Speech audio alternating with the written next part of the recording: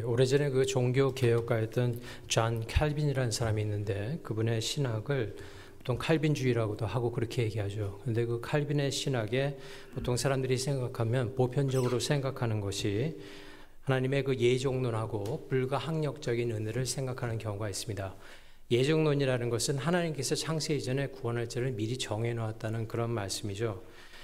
사실 에베소서 1장 3절에서 5절 말씀에 보면 그 예정론이 나와 있습니다. 그래서 에베소서 1장 3절에서 5절에 보게 되면은 우리 한 목소리로 같이 읽도록 하겠습니다. 찬송하리로다. 하나님 곧 우리 주 예수 그리스도의 아버지께서 그리스도 안에서 하늘에 속한 모든 신령한 복을 우리에게 주시되 곧 창세 전에 그리스도 안에서 우리를 택하사 우리로 사랑 안에서 그 앞에 거룩하고 흠이 없게 하시려고 그 기쁘신 뜻대로 우리를 예정하사 예수 그리스도로 말미암아 자기의 아들이 되게 하셨으니 라고 되어 있습니다. 거기에 보면은 예정을 하서 우리를 하나님의 아들이 되게 했다 이렇게 나와 있죠. 두 번째 불가항력적인 은혜라는 것은 하나님께서 어떤 사람을 구원하고자 한다면은 그 사람이 그것을 저항하지 않고 받아들인다라고 하는 그런 말씀인데요. 불가항력적인 은혜라는 게 성경에 정확하게 용어가 나와 있지는 않지만은 하나님께서 어떤 사람을 구원할 적에 보면 신분이나 성품이나 어떤 것에 상관없이 모든 사람들이 받아들이는 것을 볼 적에 불가항력적인 은혜가 성경 내에서 증거되고 있음을 볼 수 있습니다.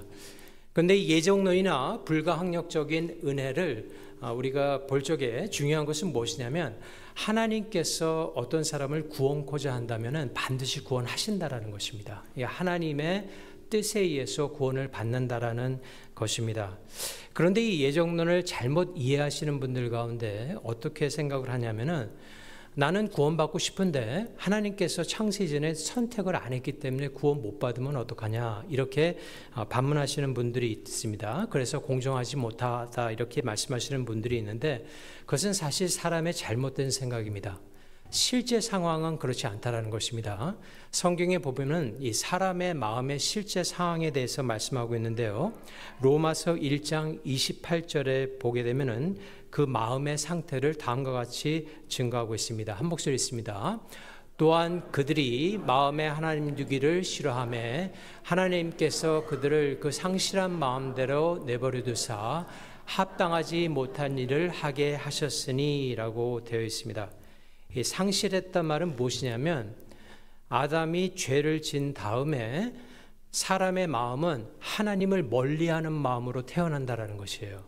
그래서 로마서 3장 10절에서 11절에 보면은 이렇게 돼 있어요. 같이 읽습니다.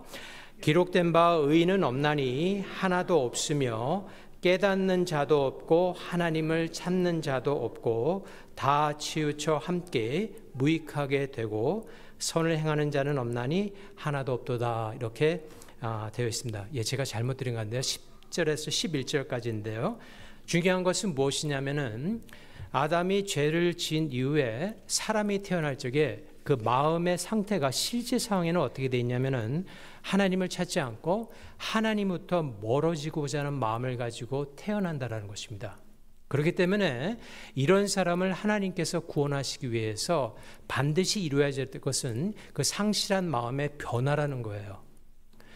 마음의 변화가 어떻게 일어나냐면 하나님을 찾는 마음, 하나님의 말씀을 받는 마음으로 바뀌어져야 된다는 것입니다. 이것을 신학적인 용어로 중생이라고 합니다. 영어로는 regeneration이라고 하는데 쉽게 말하자면은 마음의 변화를 하나님께서 일으키셔서 하나님을 받는 마음으로 바꾸시는 하나님의 역사라는 것이에요. 하나님께서 루디아를 구하시기 전에 그런 역사를 그 마음 가운데 먼저 이루시는 것을 볼 수 있어요. 그래서 사도행전 16장 14절에 보게 되면은 다음과 같이 되어 있습니다. 한 목소리로 읽습니다. 두아디라 시에 있는 자색 옷감 장사로서 하나님을 섬기는 루디아라는 한 여자가 말을 듣고 있을 때 주께서 그 마음을 열어 바울의 말을 따르게 하신지라 라고 있습니다. 하나님께서 루디아의 마음에 먼저 중생의 역사를 일으켰습니다. 우리가 이 말씀을 이해하는 것이 중요한 이유는 무엇이냐면은 오늘 본문에 나오는 이 비유에 전제되는 것, 여기에 나오는 두 사람은 이 중생이 이미 일어난 사람입니다. 그러니까 하나님께서 그 마음 가운데 먼저 변화를 주고 그 이후에 일어난 것을 예수님께서 비유로 말씀하고 계시기 때문에 그렇습니다. 오늘 비유를 통해서 예수님께서 우리에게 주시는 중요한 큰 두 가지는 뭐냐면은 첫 번째는 하나님께 나오는 자, 구원받는 자가 다른 큰 두 가지 방법으로 온다라는 것입니다. 그러니까 두 가지의 다른 방법으로 구원을 받는 건 먼저 하고 그 다음에 구원을 받은 다음에 그 사람들이 어떤 변화된 삶을 사느냐, 이 두 가지를 예수님께서 비유를 통해서 우리에게 말씀하고 계신 것입니다. 먼저 이 두 사람이 구원받는 두 가지 경우가 나오는데요. 이분들은 다 천국 복음을 받고 하나님의 나라로 들어왔는데 복음을 받는 과정에 있어서 다르게 복음을 받게 되는 것입니다. 첫 번째 사람은 밭에 감추인 보화를 발견한 사람입니다. 오래전에 우리나라에서도 그랬지만은 그때 예수님께서 계실 그 이스라엘에 이 소작농들이 있었어요. 소작농이라는 것은 소작인이라고도 부르는데 땅 주인이 있고 그 땅을 빌어서 거기에서 밭을 갈아서 기경해서 농사를 짓고 수확기가 되면은 땅 빌린 값을 그 농산물에 얼마를 줌으로써 갚는 그 소작농, 소작인들이 있었습니다. 우리나라에도 있었고 이스라엘에도 있었는데요. 이 사람이 밭을 갈다가 보화를 발견한 것입니다. 그러니까 우리나라에서도 있었지만은 이스라엘도 마찬가지로 그 외세의 침략이 많았습니다. 그러니까 다른 나라에서 침략을 해오면은 어떤 일이 일어나냐면은 자신이 가지고 있던 보화들을 자신이 알만한 곳에 땅에 숨기게 됩니다. 왜냐하면은 피난을 가야 되고 아니면 끌려가야 되는데 그 무거운 보화를 가지고 갈 수 없기 때문에 대부분의 경우에는 땅에다가 자기 아는 곳에다가 묻고 내가 다시 피난 갔다가 돌아오면은 이 보화를 찾아야겠다고 땅에 묻는 경우가 있었습니다. 그런데 그 땅 주인은, 그 보화의 주인은 결국 돌아오지 못하고 수백 년의 아주 오랜 세월이 흐르게 됩니다. 그러고 난 다음에 그 땅이 밭으로 변하고 그 밭을 오늘의 이 소작농이 기경을 하다가 보니까 거기서 보화가 발견이 된 것입니다. 그리고 자신의 모든 소유를 팔고 그 보화를 그 땅을 땅 주인으로부터 사서 그 보화를 차지하게 되는 것입니다. 왜냐하면 그 땅 속에 갇힌 보화가 자신이 가지고 있는 전 소유보다 훨씬 가치가 크다는 걸 이분이 알았기 때문에 그런 거예요. 이 비유는 비교적 좀 쉬운 비유입니다. 어떤 비유냐면은 여기에서의 보화는 복음을 가리킵니다.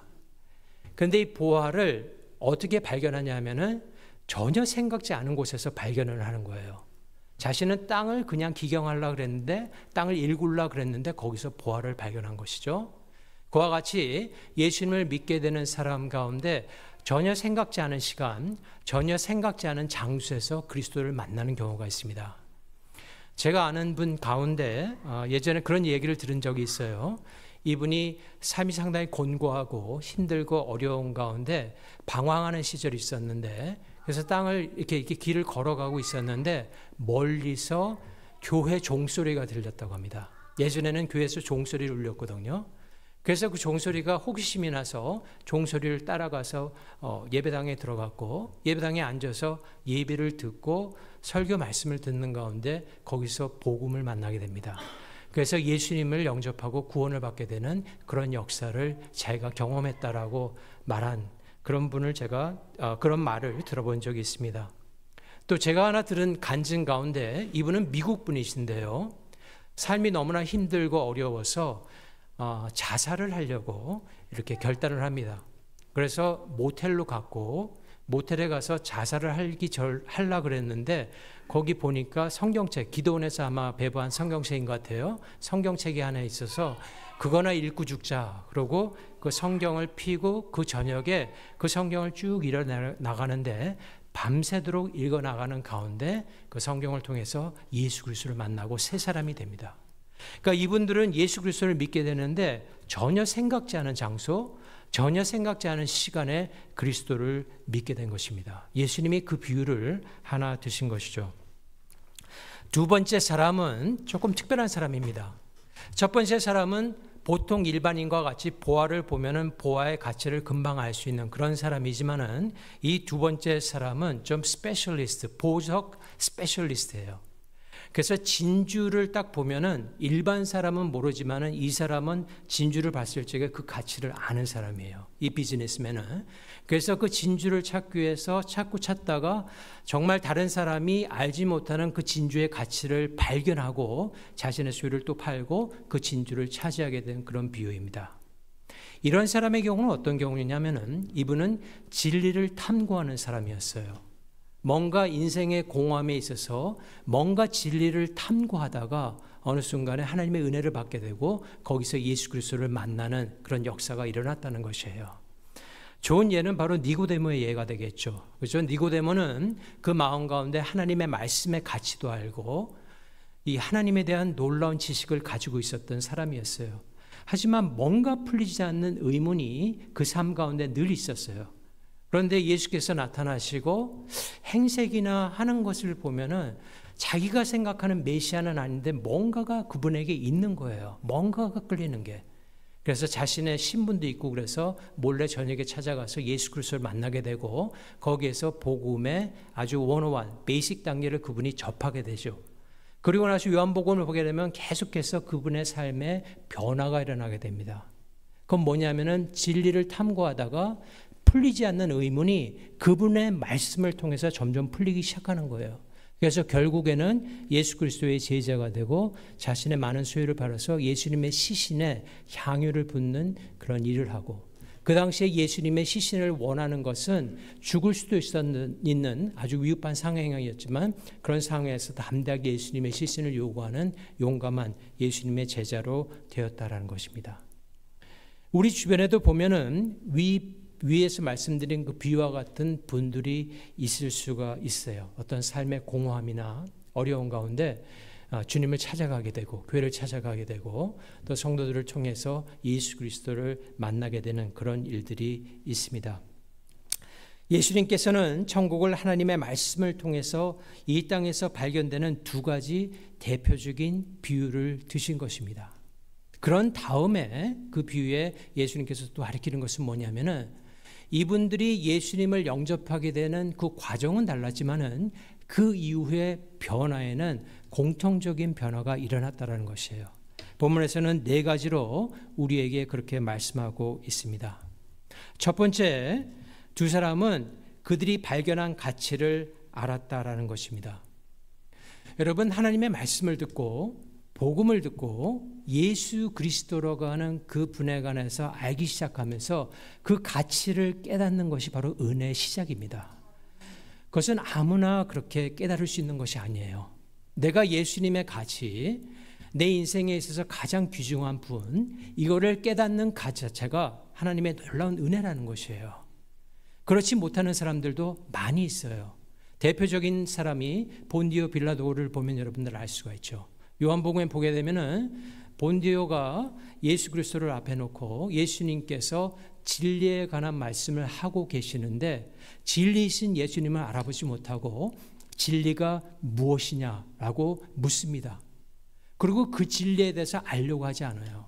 왜냐하면 이 사람에게서 있어서의 진리라는 것은 현 상황에서 일어나는 정치적인 상황이 그 사람에게는 진리였어요. 왜냐하면 이 사람은 로마에서 파견을 받아서 유대에서 조용히 있다가 다시 로마로 돌아가고 싶었어요. 그래서 가장 그 사람이 컨선했던 것은 유대인들의 폭동이 나는 걸 제일 두려워했어요. 그렇기 때문에 진리이신 예수님을 바로 앞에 두고도 그리고 예수님이 분명히 죄가 없다는 것을 이 사람은 알았어요. 하지만 예수님을 죄 있는 자로 취급해서 결국 십자가에 못 박히게 내어주지 않습니까? 왜? 유대인의 폭동이 진리이신 예수 그리스도보다 더 무서웠기 때문에 그렇습니다. 바로 예수 그리스도를 보고도 가치를 못 깨닫는 사람들이 있다는 것이에요. 지금도 마찬가지입니다. 크리스마스가 되면은 예수님을 탄생을 기념하는 여러 장식품들이 많이 나와요. 그런데 과연 그 가운데서 그 예수 그리스도가 이 땅에 왜 왔고 무엇을 했고 역사적으로 어떤 일을 일으켰고 그로 인해서 인간의 역사 가운데 어떤 변화가 일어나는지 거기에 대해서는 관심은 없어요. 다만 그 장식을 놓고 기뻐하는 것으로 끝나는데 참 거기에서 멈추는 일들이 많이 있다는 것입니다. 이것은 무엇을 가리킵니까? 가치를 봐도 그 가치를 모르는 안타까움이 있다는 것입니다. 하지만 그 가치를 보고 그것을 깨닫는다면 그 사람은 하나님의 놀라운 은혜를 받은 사람이라는 것이에요. 그것이 보화를 발견했을 적에 예수께서 비유로서 여러분들에게 가르쳐 주시는 것입니다. 두 번째는 둘 다 그 보화를 가지기로 결단을 합니다. 이것은 삶의 우선순위가 정해지는 것을 볼 수 있습니다. 여러분들이 어떤 일을 할 적에 중요한 일부터 해야 되는 것이 인생에 있어서 가장 중요한 일 아니겠습니까? 그죠? 우선순위가 상당히 중요해요. 우선순위의 중요성을 나타내는 예 중에 하나가 이렇게 큰 장독이 있고 장독에 옆에 큰 돌이 있고 자갈이 있고 모래가 있습니다. 아마 들어보셨을 거예요. 그러면 이것을 장독 안에 다 넣는 올바른 방법은 시간이 걸리더라도 큰 돌을 먼저 밑에 넣어야 됩니다. 그죠? 채우고 그 다음에 자갈로다 그 나머지 공간을 채우고 모래를 넣어야지. 시간을 빨리 하려고 모래를 먼저 넣게 되면은 결국 나중에 가서는 큰 돌은 삐져나올 수밖에 없어요. 그죠? 시간이 걸리지만은 그것은 무엇을 가리키냐면 시간이 걸리더라도 중요한 일, 삶의 우선순위를 가지고 움직이는 것이 상당히 중요하다는 것입니다. 이분들은 보화의 가치를 발견하자 다른 것은 없고 내 삶에 있어서 가장 먼저 해야 될 것은 이 보화를 차지하는 거라는 우선순위가 분명히 정해지게 됩니다. 그래서 그것을 결단하고 그 보화를 가지기 위해서 그 다음 단계의 일을 하게 되는 것입니다. 그래서 결국 세 번째로 가면은 이분들은 소유를 다 팔아버립니다. 이것은 자신이 결단한 일을 이루기 위해서 포기해야 할 것과 희생이 따른다는 것을 나타내고 있습니다. 여러분, 예수님을 만나면 여러분의 모든 소유를 다 포기해야 된다는 그런 의미는 아닙니다. 뭘 다 팔아야 된다 이런 의미도 아니에요. 하지만 삶의 우선순위가 바뀜으로 인해서 삶의 구체적인 변화는 반드시 일어나게 된다라는 것입니다. 돈을 쓰는 문제, 시간을 쓰는 문제, 사람들을 만나는 문제, 이 모든 것들의 삶의 구조의 변화가 일어난다는 것이죠. 그것이 바로 소유를 판다는, 때에 따라서는 희생이 되는 것 같고 때에 따라서는 뭔가 손해를 보는 것 같지만은 그 우선순위를 위해서 가다 보면은 그런 삶의 변화가 반드시 일어난다는 것입니다. 성경에는 그런 사람들의 예가 너무나 많이 나와 있어요. 그 중에 아주 대표적인 사람이 삭개오라는 사람이 있죠. 삭개오는 예수님에 대한 호기심을 가지고 뽕나무 위에서 예수님을 보려고 하다가 예수님께서 삭개오야 내려오라. 그러니까 그 냅다 내려와 가지고 자신의 집으로 모신 다음에 삭개오가 결국 거기서 구원을 받지 않습니까? 그런 다음에 그가 기뻐서 첫 번째 한 것이 뭐냐면 내가 세금을 악하게 거둔 잘못되게 거둔 사람을 내가 발견한다면 그 사람이 있다면 그 사람에게 4배로 갚아주겠다. 거기에다가 4배로 갚아주겠다는 그런 결단을 하게 되죠. 그의 삶에 놀라운 변화가 일어난 것입니다. 돈밖에 모르던 삭개오가 자신의 모든 재산을 어떻게 해서라도 예수님의 영접한 그 놀라운 일로 인해서 삶의 큰 변화를 그가 보여준 것입니다. 그리고 마지막으로 두 사람의 공통점은 결국에는 그 보화를 얻었다는 것입니다. 이 보화를 얻으면 그들 위해서 한 일을 했기 때문에 얻은 것은 아닙니다. 그래서 제가 비유의 첫 번째 말씀을 드리면서 중요한 것 중에 하나가 그 전제가 뭐냐면은 이런 일들을 했기 때문에 결국은 보화를 얻었다. 이런 일을 해서 결국 구원을 받았다. 이거를 말씀하시는 것이 아니에요. 이분들은 이미 하나님께서 그들의 마음 가운데 변화를 줌으로 말미암아 그 변화로 인해서 하나님의 말씀을 받을 준비가 되어 있었던 사람이에요. 그렇기 때문에 발견부터 시작해서 결단하고 결국 소유하고 가지게 되는 놀라운 역사를 그들이 맛보아가 됐다는 것입니다. 결국 이 보화를 소유한다는 것은 무엇입니까? 그 보화가 내 것이 된다는 것이에요. 내 전유물이 된다는 것이죠. 복음이 내 것이 되고 예수 그리스도가 우리의 것이 된다는 것이에요. 이게 우리의 것이 된다는 것은 다르게 표현한다면은 예수님이 주인이 되셔서 나의 삶을 온전히 소유하고 계시지 않습니까? 그와 마찬가지로 예수님께서도 우리를 개인적으로 만나 주신다라는 것이에요. 여러분, 그 유명한 사람들을 가끔 TV나 이런 데서 보게 되면은 이렇게 악수도 하고 지나가고 그러죠. 뭐 저희 액터나 아니면 뭐 유명한 정치인이나 보면은 잠깐 손 잡고 인사하고 지나는 정도입니다. 그 사람이 많은 사람을 이렇게 알지는 모르지만은 개인적으로 어떻게 가까운 관계가 되기는 상당히 힘들어요. 그런데 예수 그리스도는 그렇게 안 하신다라는 것이에요. 예수님께서는 여러분 인디비주얼리 한 분 한 분을 바라보시면서 개인적으로 다 만나 주십니다. 그걸 우리가 어떻게 압니까? 우리가 주일날 교회에 모여서 또 교회를 위해서 같이 기도하지 않습니까? 그죠? 선교사님 위해서 기도하시고 또 목사님 위해서 기도하시고 이 교회를 위해서 하나님께서 능력을 주시기 위해서 간절히 기도하죠. 우리 같이 기도합니다. 하지만 동시에 여러분들이 개인적으로 가지고 있는 모든 기도들도 있어요. 근데 그 기도를 주님 앞에 와서 기도하게 되면 예배당 와서 해도 되고 또 집에서 해도 되고 하면 어떻게 합니까? 예수님께서 그 기도를 들어주시잖아요.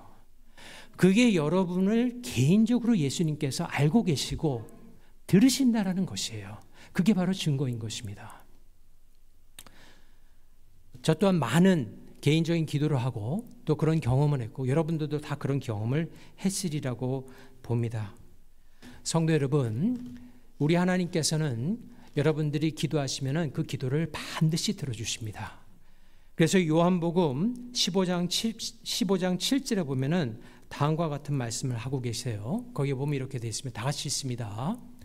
너희가 내 안에 거하고 내 말이 너희 안에 거하면 무엇이든지 원하는 대로 구하라. 그리하면 이루리라. 아멘. 조금 말씀을 조금 더 제가 이렇게 조금 설명을 하자 그러면은, 그러니까 너희가 내 안에 거하고 내 말이 너희 안에 거하면, 그 뭐냐면은 쉽게 얘기하자면 성령 충만으로 보시면 돼요.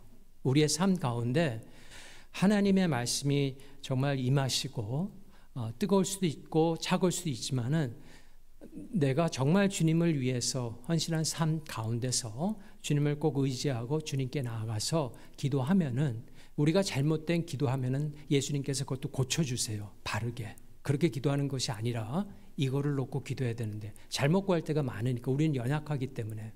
하지만 그 하나님의 뜻에 맞춰서 우리가 함께 간절히 기도하면요, 예수님께서 반드시 들어주시겠다라는 것이에요. 그것이 예수님의 약속인 것입니다. 또한 빌립보서 4장 6절에서 7절에 보게 되면은 하나님께서 우리에게 기도를 열심히 하라고 북돋아 주시면서 다음과 같은 말씀하고 계시죠. 우리 다 같이 큰 소리로 빌립보서 4장 6절에서 7절에 보면 이렇게 되어 있습니다. 아무것도 염려하지 말고 다만 모든 일에 기도와 간구로 너희 구할 것을 감사함으로 하나님께 아뢰라. 그리하면 모든 지각에 뛰어난 하나님의 평강이 그리스도 예수 안에서 너희 마음과 생각을 지키시리라. 아멘. 이것은 하나님의 놀라운 약속입니다. 여러분이 주님 앞에 나와 기도하시면은 여러분의 마음을 지켜주겠다라는 것입니다. 이 마음이 어떤 마음입니까?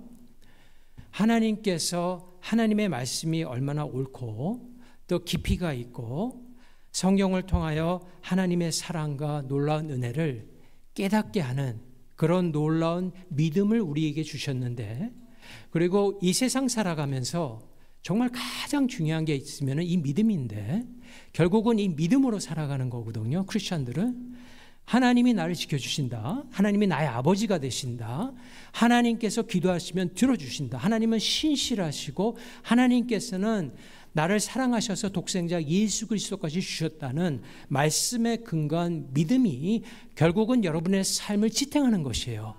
여러분의 삶이 move forward 할 수 있도록, 두려워하지 않고 앞으로 나아갈 수 있도록 해주는 것이 바로 이 말씀의 것을 믿는 그 믿음인 것입니다. 이것을 어떻게 해준다는 것이에요?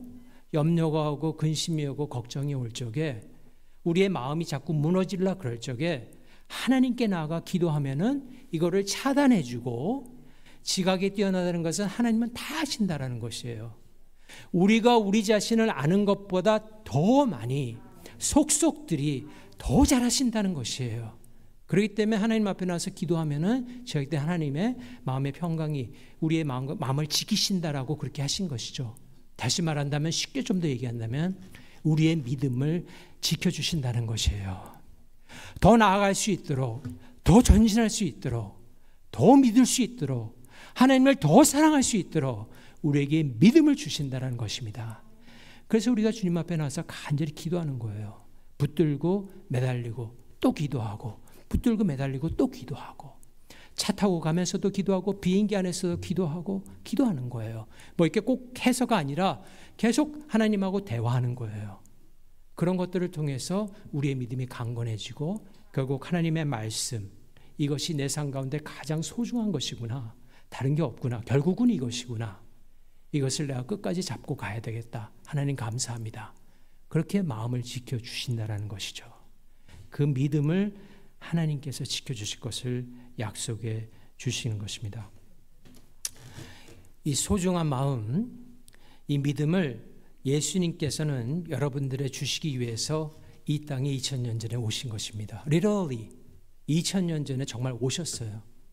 그리고 성경에 복음서에 나와 있는 대로 예수님의 놀라운 완벽한 삶을 다 사셨습니다. 왜? 우리를 위해서 풍성한 삶을 사셨어요.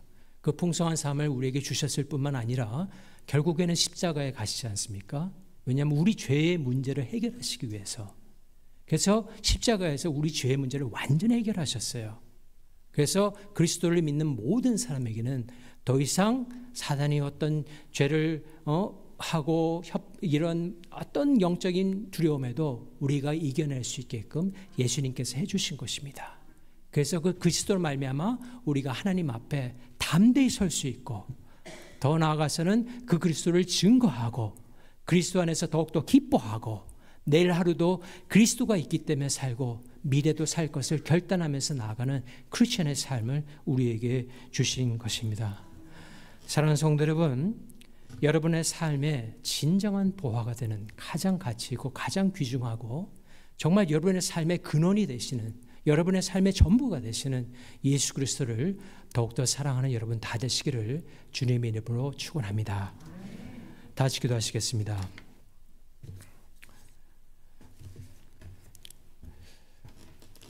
하나님 감사합니다.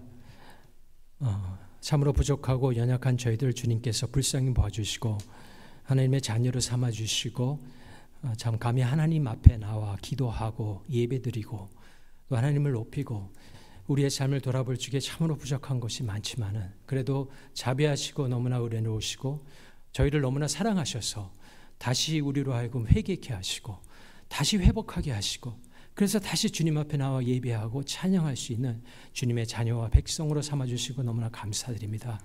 정말 이 소중한 것 깨달은 이 마음이 변치 않도록 주님 늘 붙들어 주시고 정말 우리의 복 되시고 우리의 모든 것이 되신 예수 그리스도를 사랑하는 우리 모두가 될 수 있도록 또 그분을 증거하며 그것으로 인해서 기뻐하는 우리 모두가 될 수 있도록 주님 인도하여 주시옵소서.